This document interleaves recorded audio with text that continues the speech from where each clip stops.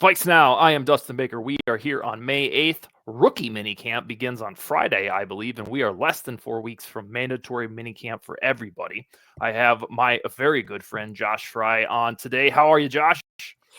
Well, I gave you my whole spiel in the pre-show, so we might have to just release an uncut version of that on Patreon or something.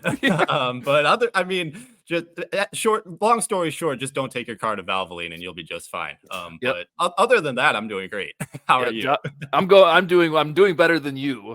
It sounds ruthless to say. Yeah, Josh has had some car woes courtesy of Valvoline. But we're going to talk about the Vikings today. I want you to present to me not positions. I want human beings roster battles that we are looking forward to because we are at the time in the calendar where we can reasonably start doing that.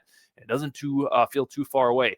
However, there's a lot of steam in the Vikings social media about a compensatory gate. Like, how many compensatory picks are the Vikings going to get next year? Because they're going to need them, baby, since they traded them all for all the picks in general for Dallas Turner. And I want to get your take. So I'll set the table for anybody that's new to understanding the Vikings compensatory situation.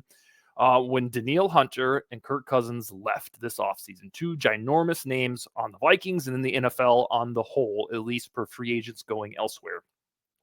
The Vikings should have been on tap per overthecap.com for at least two compensatory picks, probably 2 third-rounders. Like when those guys leave, there is a formula that's really notorious and complicated about, what type of retribution does your team get for guys leaving. And the way it has shaken out, it appears the Vikings get the very first compensatory pick because Cousins left. But then here's where it gets dicey. For a month or so, a lot of smart folks have speculated because Shaquille Griffin was signed by the Vikings, that in the formula nullified the extra third rounder that they were going to get. And so a lot of Vikings fans were like, why the hell we even get Griffin? We'd rather have a third round pick. But today and yesterday, and this was from Over the Cap, they kind of doubled down and they said, it might have been a gaffe that they signed Shaq Griffin because that nullified the third round pick.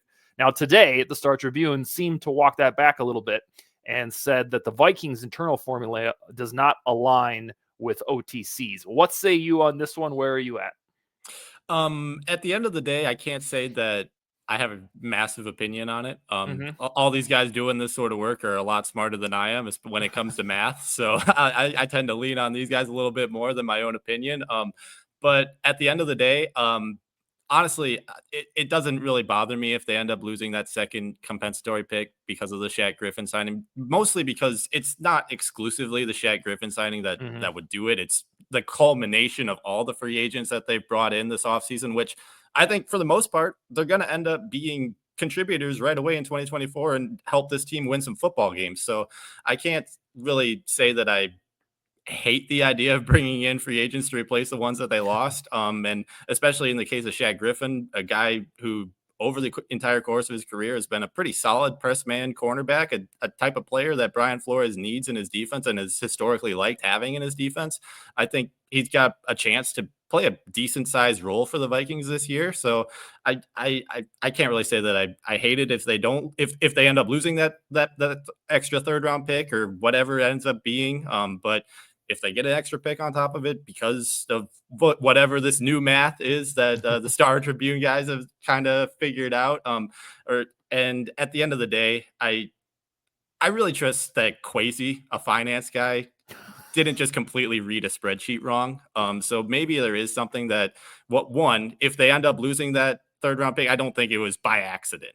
I don't think that Kwesi just didn't foresee that happening. He definitely had it taken into account. And maybe there is just another side of this math problem that the Vikings see and the rest of us just are blind to at this point in time. It's just kind of a wait and see sort of game right now. Yeah, the latest theory is that basically the Vikings internal calculator and over the caps are different. Right. And I would bet that Kwesi's is probably a little bit more plugged in since he's accountable for all of this. It's the theory that because the Vikings signed Jonathan Grenard, I'm pronouncing it right, folks. There was some hatred in the comments. Jonathan Grenard, I've arrived, baby. That he was the direct or more direct replacement for Hunter, and therefore a third rounder won't come back because you bitches got Grenard for Right. Hunter. And so I don't know if Griffin, that signing was just the cake topper. But yeah, that's how the Vikings examined it was, well, we got Grenard, and so therefore we're probably not going to get the extra compensatory pick. No matter what, one is on the way for Kirk because the two-way street of getting Darnold for Cousins wasn't the same. And Didn't I match think up. in the mind of the NFL, Grenard for Hunter is somewhat comparable. All right, so we got that out of the way. The Vikings will very likely only have one compensatory pick. We'll see if tampering gate turns into anything. Let's get into some roster battles. Usual, I'll have you rank these. If you got 4 of them, right? Yes. Yep. Okay. Start at the bottom of your list, and we'll work our way up to the inevitable. What is number 4 for roster battles involving actual players? Number 4 for me comes at the defensive tackle spot. I think it's pretty obvious that Harrison Phillips and Jonathan Bullard are going to have a pretty substantial role in that defense for the 3rd consecutive season. So I kind of just left them entirely out of this position battle. But for the 3 guys that I really have in mind right now it's obviously Jerry Tillery, Jonah Williams, and then Jaquelin Roy, who the Vikings selected in the 5th round last year. But one of these 3 guys is going to play a pretty substantial role in the Vikings defense, kind of hopefully being the extra pass rush threat in the middle of the defensive line that the Vikings just haven't had over the past few years, because Bullard's definitely not capable of doing it. Harrison Phillips is capable of doing it in stints, but he's a little bit inconsistent, I would say, at least in that sort of role. But Jerry Tillery, former 1st round pick, hasn't really lived up to it. Finally gets a chance to really kind of rejuvenate his career a little bit. Meanwhile, Jonah Williams was a pretty capable starter last year for the Rams, and he's kind of just the latest guy that Kevin O'Connell has kind of poached from that franchise since he's became the head coach. And honestly, my favorite out of this group is Jaquelin Roy, just because he's been my guy ever since the Vikings drafted him last year in terms of that draft class, because I just think he's got such a great motor on the defensive line. I think he can do a little bit of everything. He's got the pop to really explode out of his stance and just slither his way through an offensive line. So I'm hoping that he ends up winning this job and proving me right. But this one kind of just falls at 4, just because at the end of the day, I think the edge rushers are going to play a much bigger role, and Brian Flores, as usual, just blitzing the hell out of opponents, is going to play a bigger role than anybody at the defensive tackle spot this year. I think if we get to next year and Flores is still in town, and then they do not sign a defensive tackle, or they don't draft one with whatever picks they have, then we will learn that defensive tackles do not matter in Brian Flores' defense. I'm willing to say that was the one sacrifice they had to make this offseason because of their other grand plans. But yeah, that I need to see an extra offseason next year to figure out if Flores doesn't care about defensive tackles. On Jerry Tillery, if this was a move that had been made at the beginning of the Adolfo-Mensa era, I'd probably be pretty jacked and stoked, like, yeah, this can work. But after Jalen Reagor and Ross Blacklock 2 years ago, who turned into, just didn't work out, I'm paranoid that this is just another step in that. Otherwise, you'd say, hey, this guy's 1st round pedigree. Maybe Flores can unlock him. And I'll talk myself into thinking that this summer.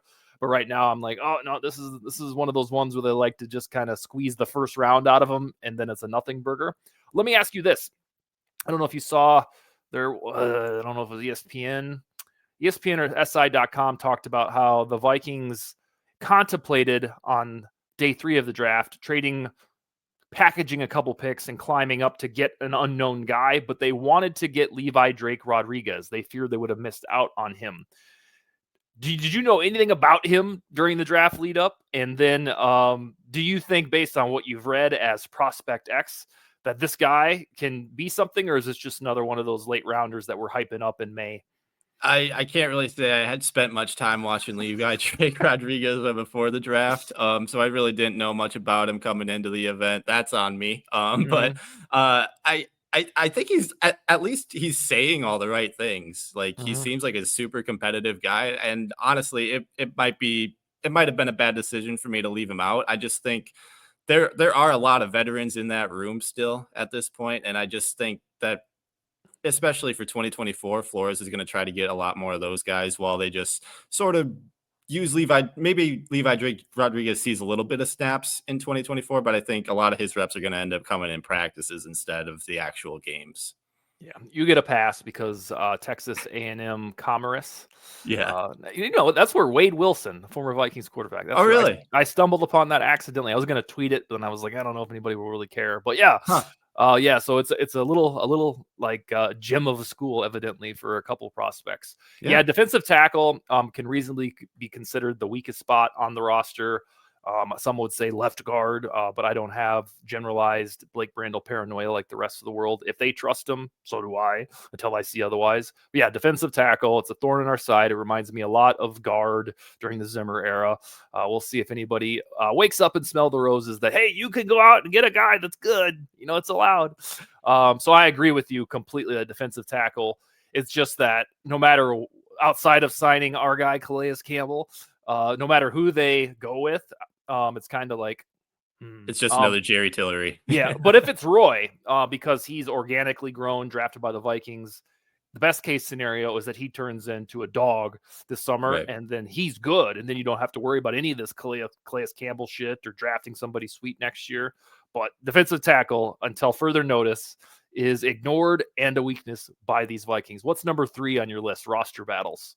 Number 3, I'm going to go with that wide receiver 3 spot. It's obviously it's important, but when you got Jordan Addison and Justin Jefferson there, I think it takes a little bit of heat off this particular battle. Like I think you said this last week, if we were in a situation a few years ago where Brandon Powell was kind of the front runner to be the wide receiver 3, we'd be jumping for joy. Yeah, exactly. And now we're just because we've gotten the KJ Osborne, TJ Hawkinson treatment over the past couple of years. It's kind of, oh no, we're stuck in this spot now. But WR3, I think is an interesting battle just because you got Powell there, the veteran who definitely stepped into that role at times last season. Not for the entire year, but he showed that he could at least hold on to it. And then there's the acquisition of Trent Sherfield this offseason. He's really only got 1 or 2 years where he's really been that sort of WR3 guy. It might have been 2020, 2021 with Buffalo, one of those years. But then there's Jalen Naylor. And I think that he's really the X factor in this battle just because one, I still think he had a really strong conclusion to his rookie season. And I don't think it gets talked about enough how good he was down the stretch of that year. Granted, he was playing against the crappy Chicago Bears defense for one of those games. But I still think that there's at least something to take away from that. And then he just lost, it seemed like the majority of last year because he was just hurt all the time. And I think maybe that just ends up being who he is. He comes in and plays a few games here and there, but he just can't consistently stay healthy. But if this guy can really just spend the entire offseason healthy and just working on his craft, I think he definitely has a shot to take this job just because he's so fast. His nickname's Speedy. He was he was one of the Michigan State's best wide receivers when he was in their program. And I think there is some sort of potential there. It's just, can it be untapped, Yeah, you might recall on this show a few times I've said in 2022, the Vikings had this golden opportunity when the Packers were mid, the Lions weren't good yet, and the Bears were awful. They had this golden opportunity to, get to the NFC Championship or win a Super Bowl because the division sucked. That's how I feel about Naylor last year because Jefferson was hurt for those altogether, 7 games? 7 games, yeah. Yeah, and then there was this vacuum for anybody to go grab a WR2 job because Osborne was so mid as well. And but to your point, Naylor was injured, and I kept thinking that entire during Jefferson's injury, God, this would be the time if he didn't have the concussion or whatever it was, this would have been the time. On WR3, you profiled the in-house candidates.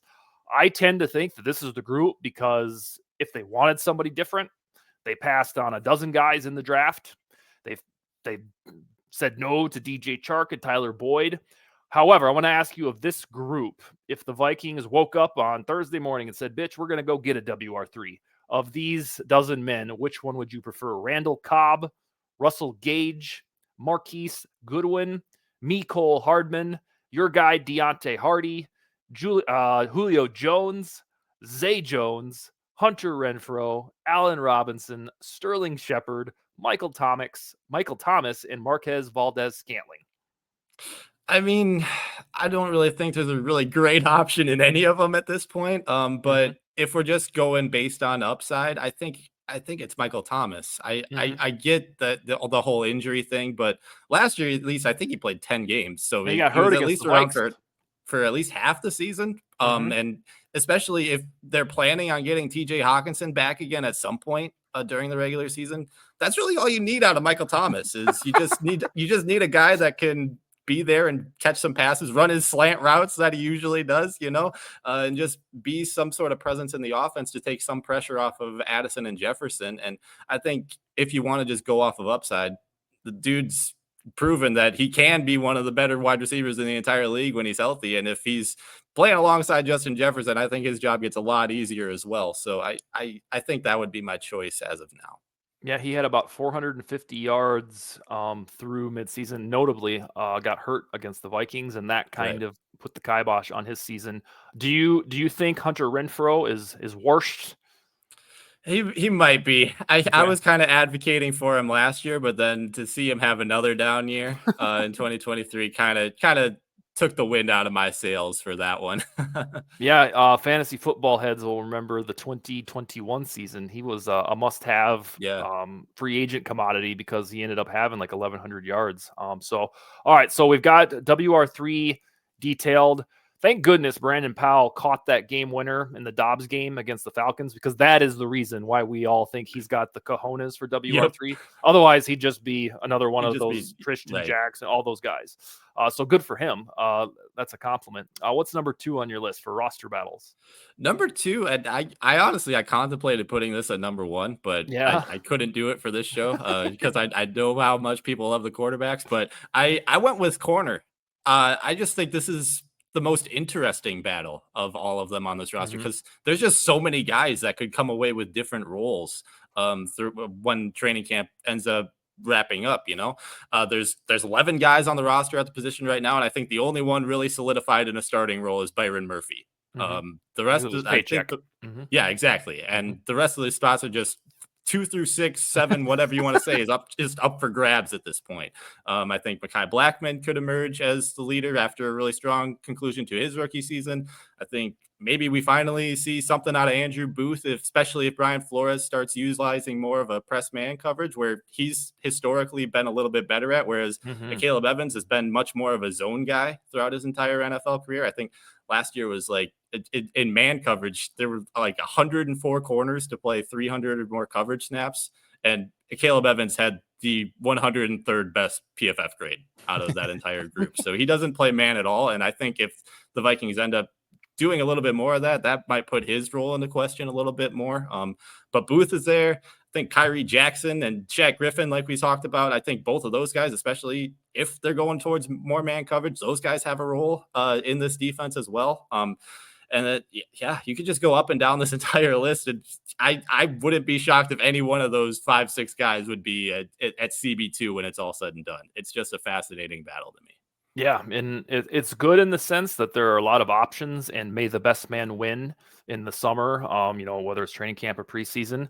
But there's just not one absolute bad out. If there was one badass like quasi lockdown corner, we'd feel a whole lot better. Right. But Byron Murphy's decent, and then the rest of the guys, they're not all the same guy. But in terms of your trust level, you're kind of like, well, yeah, I don't know. Yeah. So I think that's where we're at on cornerback. And then it goes without saying, because there are so many, plus the Vikings loving their safeties, there's going to be 2 or 3 roster cuts that aren't necessarily mind blowing, but they're going to be like, oh, okay, this guy Hmm. was shown the door. If it's a Caleb Evans, he was a Quasi draft pick and he would be gone. Who was it we had on the show? I think it was you and I were talking to Nick Olson or somebody, and he talked about, he was like this blitz heavy zone coverage scheme. Like, in the way that he said it was really funny, because you usually can't get away of blitzing like a fiend if you're going to lay Yeah. back and play zone coverage. So I can see a pivot to more of these man coverage individuals, because that's usually mandatory when you're going to blitz as much as Flores does. Why did Kyrie Jackson fall to round 4? Is it just because of limited starting experience? I think one, it's the limited starting experience, and he's turning 25 in a couple months Okay. here, so I think that was the main thing. But at the end of the day, I can't knock the pick too much. Just I think his story is absolutely incredible, and I'm Hmm. really happy for the guy as in terms of a person. And we'll see what kind of role he can hold down in a defense. But at the very least, I think he can definitely be a special team contributor right Okay. away. So that's something. Yeah, right. And I think he's instantly the tallest Vikings cornerback Yeah. if you want to prevent the Cortland Suttons and T. Higgins from taking your hat off on touchdowns that are pivotal and ruin the Vikings season. All right, hit us with number one. Basically, we already know what it is, but tell us kind of like what you're feeling. Paul Allen said this week that based on the conversations he's had with folks, that it's not absolutely outlandish that rookie guy you're about to name would start week one. Yeah, well, obviously it's the quarterback spot, but I wouldn't be shocked if either way for this one either. Honestly, Really? I think JJ McCarthy's got the tools to start right away. I think it's all just a matter of how quickly he picks up Kevin O'Connell's offense, in terms of the scheme, his the routes and everything, just what he's supposed to do, when he's supposed to throw it, the timing, everything. So I think that's really what it's going to come down to. I don't doubt his talent at all in terms of a starter at the NFL level. It's just, is he going to be fully prepared as a 21-year-old rookie to step in week one in front of it? I think it's going to be the Falcons. It's going to be the Kirk Cousins revenge game. So is he going to be able to hold that mantle down and go beat the old guy that held that spot for so many years? I think that's the main question. And ultimately, I think that's why they're going to end up starting Darnold week one. Mhm. I I don't think that the plan, we've talked about this before too, but I just don't think the plan from the beginning was, especially after Cousins and Hunter left, was to win in 2024. I think it's do what you can in 2024 and then push all the chips to the middle of the table in 2025 and go try to get a Super Bowl. So I think Darnold ends up getting that job because of that, but I wouldn't be ultimately shocked if McCarthy won it either. So the viewers will have YouTube shows like ours to go through the rest of the battles during the summer, but I'm here to tell you that the only thing the world will care about is Darnold versus McCarthy when we get to Yep. July and August. So we're gonna have to do our diligence to uncover the rest of them. So with Sam Darnold in the mix for 10 million, which is not expensive for a quarterback, but it's expensive for a backup quarterback. I think if Paul Allen's little nugget about, hey, McCarthy's, what I'm hearing is this could happen. I think we will have learned in retrospect that Darnold was signed because they thought they could get Drake May. And Drake May was one of those dudes in this class that said he's going to be best if you let him sit for a year. And perhaps that was the plan when they thought, Patriots are going to take our 3 first rounders. Why wouldn't they? And then they didn't.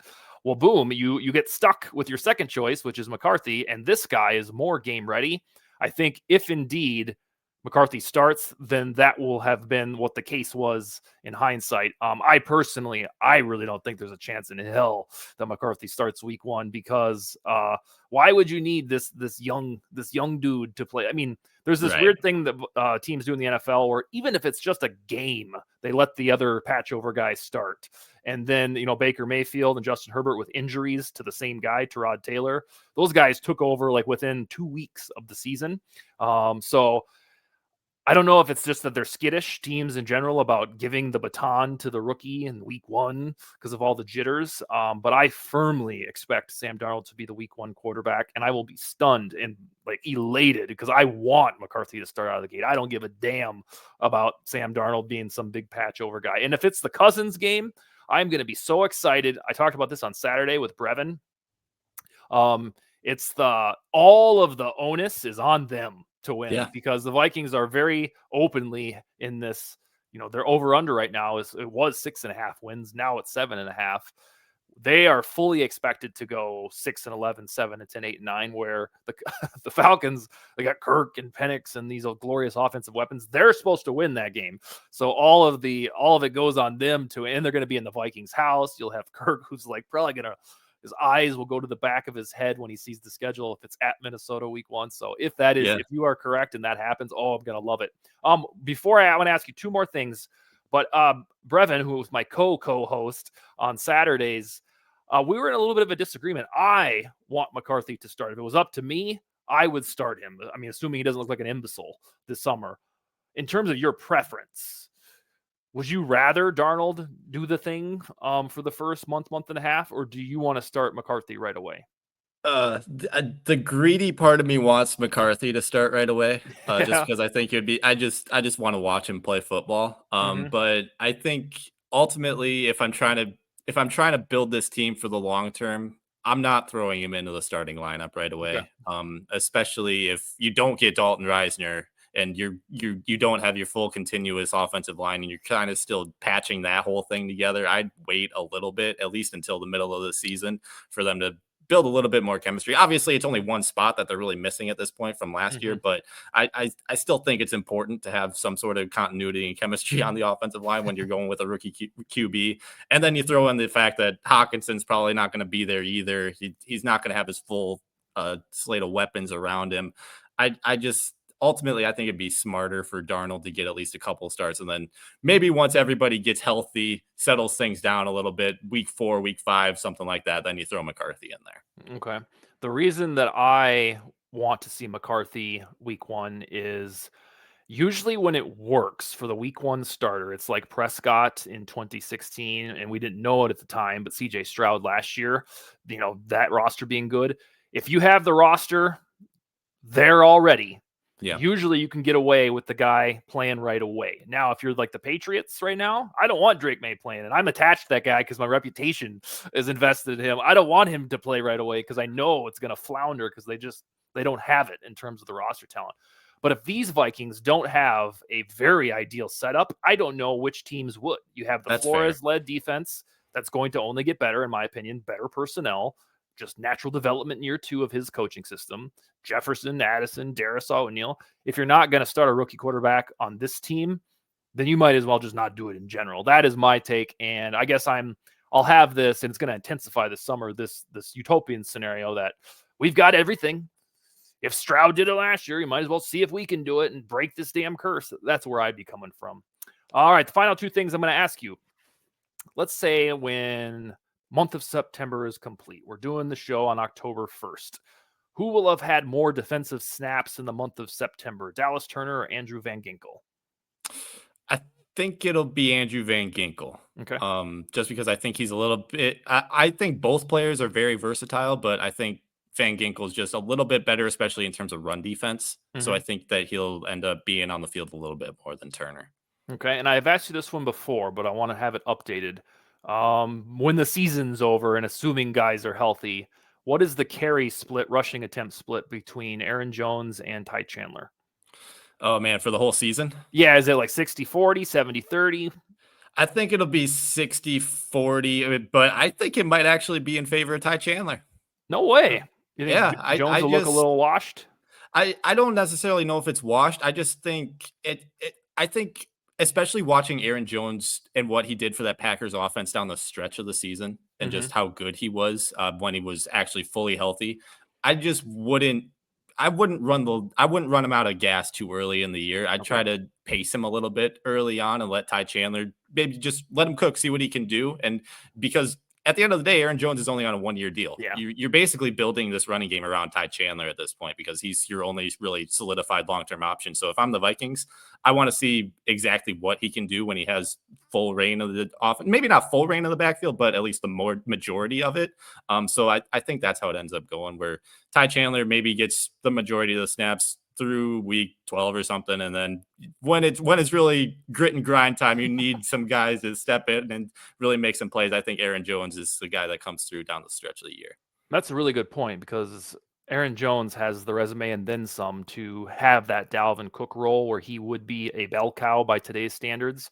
But when you have somebody that we think they enjoy, like Chandler, and Chandler had a couple marvelous games in December and January, it should be kind of equitable Yeah. because you ideally will want to preserve Jones. He had that naughty injury history last year, but when he was healthy, he was wonderful. So all right, so those are the running backs, and then right now in May, or do you have the Chiefs on deck to 3 feet, or are you flirting with another team? I think I can't really go against the Chiefs at this point. Yeah, I've it tried seems going tough against to them do. last year. It's like Mhm. it doesn't really matter what they do in free agency or the draft. Doesn't matter who they've got at wide receiver. They always figure it out, and they got Patrick Mahomes. I can't really bet against him at this point. Yeah, I felt just moronic when I picked who was it? The Bill. I thought it was the Bills' time I in had the Bengals. the divisional round, and then AFC Championship. I thought for sure this has got to be Lamar's moment, and it was only because the Chiefs looked so pedestrian at times, a lot of the time last year, and then that just did not matter one bit. All those drops that we bitched about didn't matter. So yeah, it'd feel foolish to not pick the Chiefs again, at least in spring. We'll see if we can talk ourselves into the summer. All right, sir. When we talk next, we'll either be holding a Vikings schedule in our hand or be talking about what we want to see on the Vikings schedule, because I think that is slated for next Wednesday. I don't know if they have a big show. They usually do. I think But it's 7 p.m. okay. Central is when the show is, so we Okay. might be previewing it a little bit. All right, wonderful. All right, man, you have a wonderful week. Get your car taken care of, and Yeah, we'll talk to you then, okay? sounds good, man. I'll see you next week. Yeah, later.